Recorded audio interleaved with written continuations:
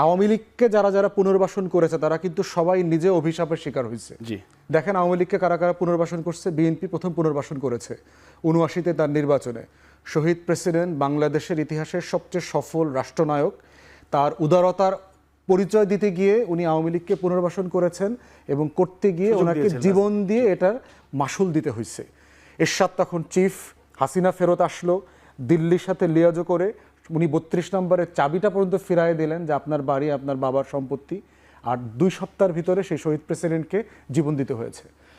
নির্বাচনের মাধ্যমে আওয়ামী লীগকে লেজিটিমেসি দিয়ে দিলেন। একটা নিষিদ্ধ দল ৭৫-এ চতুর্থ সংশোধনের মাধ্যমে কিন্তু শেখ মুজিবই আওয়ামী লীগকে নিষিদ্ধ করে দিয়ে গেছে।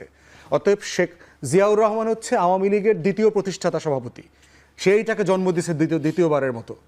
আওয়ামী লীগকে দেখেন দ্বিতীয়বার পুনর্বাসন করেছে কে? এরশাদ করেছে।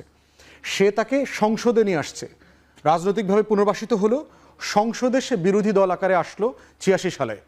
সেই জাতীয় পার্টির অবস্থা কি হয়েছে? পিজা আর কেকের টুকরার মতো ৬-৭ টুকরা হয়েছে, খুঁজে পাওয়া যায় না এখন এই টুকরাগুলো কোথায়।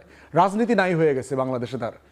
তৃতীয়বার আওয়ামী লীগকে পুনর্বাসন করেছে জামাত ৯৪, ৯৫, ৯৬-তে একসাথে আন্দোলন করে বিএনপির বিরুদ্ধে ১৭৩ দিনের হরতাল, জ্বালাও পোড়াও, হেন কিছু নয় তা করে নাই।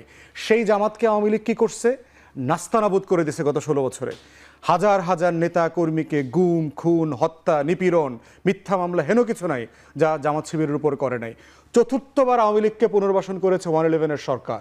বাংলাদেশের দালাল ব্যুরোক্রেসি, বাংলাদেশের দালাল মিলিটারি অফিসাররা, আর্মড ফোর্সেসরা, গণমাধ্যমরা, সুশীল সমাজরা মিলে সেইখানে বাংলাদেশে আওয়ামী লীগ কী করেছে? গণমাধ্যমের টুটি চেপে ধরেছে, আমার সিভিল ব্যুরোক্রেসি নষ্ট করে দিয়েছে, মিলিটারি ব্যুরোক্রেসিকে নষ্ট করে দিয়েছে, রাষ্ট্রের প্রত্যেকটা কাঠামো ধ্বংস করে দিয়েছে। অতএব আওয়ামী লীগ হচ্ছে একটা অভিশপ্ত রক্তধারার নাম। অতএব যারা যারা পুনর্বাসন করবেন তাদেরকে বলবো ইতিহাস